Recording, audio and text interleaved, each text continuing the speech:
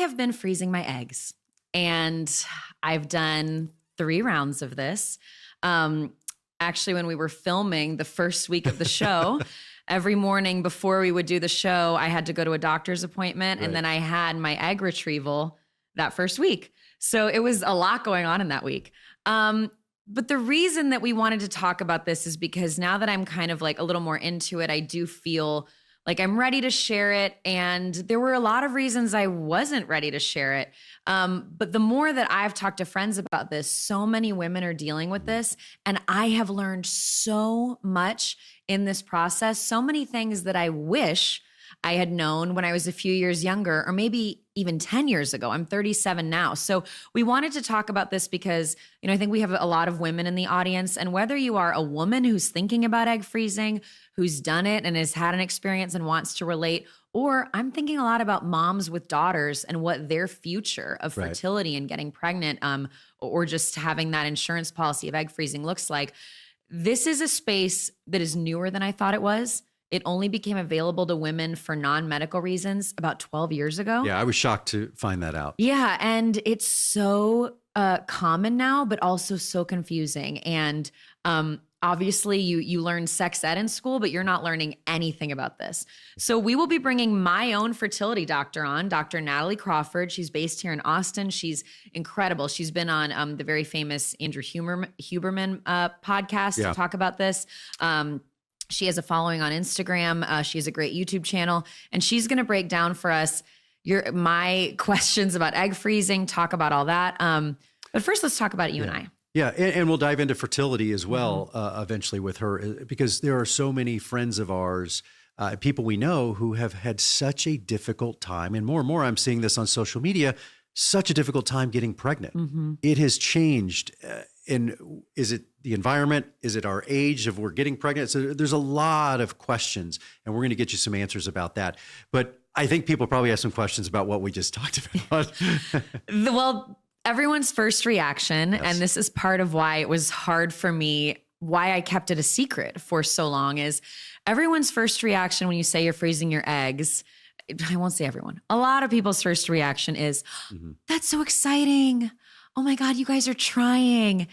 And then as a woman, I'm backed into this corner of having to explain, well, no, I'm not really sure that I want kids. In fact, I don't think I want children, which can be a very volatile thing to say to other women, especially women who have kids. And I know that, probably nobody means this from a malintent place, and it's hard to always say the right thing. I understand that. And also, I respect motherhood more than, my mom is my hero. I think being a parent is the hardest job in the world.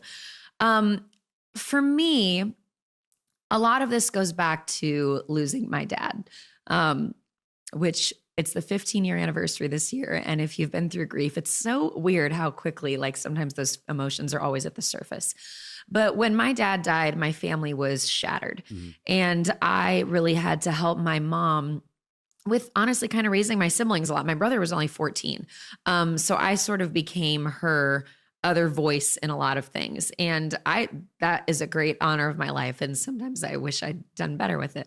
But that was a lot of parenting at a young age.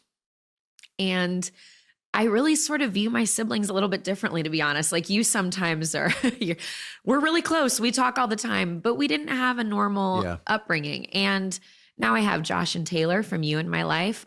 We started dating when they were teenagers, and I love them. I would do anything for them. I would die for them. And so, I have parenting there. So I don't feel this need. And I don't know that I ever felt that need. I wasn't really the person who was always dreaming about being a mom when I grew up.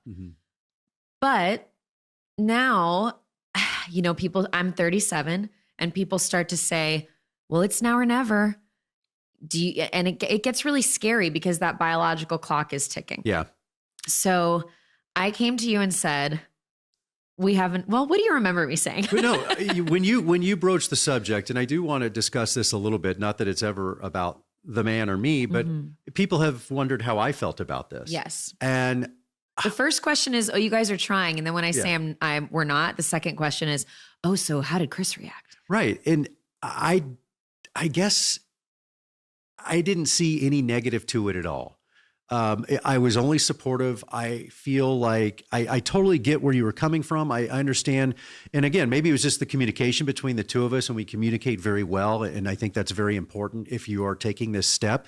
But I thought, this is your life. This is your right. This is your body. It's I'm like, I'm only going to support you in this. And I have, and we've gone through it a few times, and we'll talk about why we've gone through it a few times. But I've talked to other men who aren't as supportive and don't understand this. And I think it's a very selfish, self-righteous position to think you know better or want better than what your spouse would want.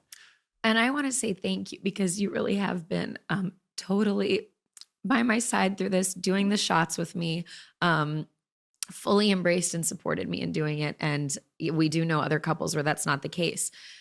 And for me, it was honestly, and this does take a little bit of the emotion out of it, but I just thought, we have an insurance policy for everything. Right. Why do I not have an insurance policy on something that has a timestamp?